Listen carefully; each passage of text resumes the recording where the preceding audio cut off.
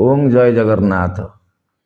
बाबू सारंकर आध्यात्मिक रसामृत गुरुवाणी चैनल को समस्त को सुस्वागत।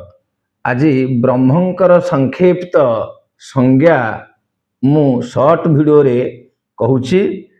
भजने नहांती प्रभु पूजने नहांती, आपको आपे जाने जपिण आपे खेलुछंती।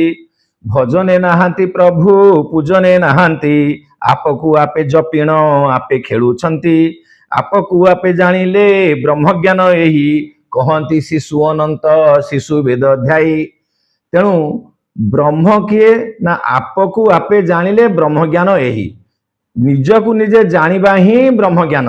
ब्रह्मज्ञान किछि गोटे बड़ ज्ञान नुह।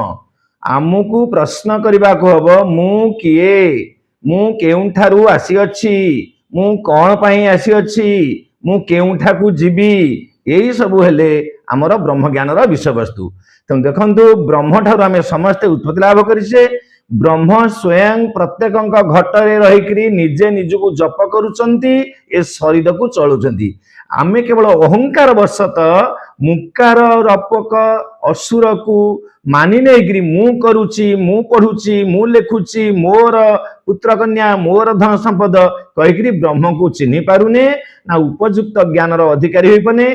कर्म फल भोग जनित विषया विषय लिप्त होई बारंबार आमे दोषयुक्त होचे।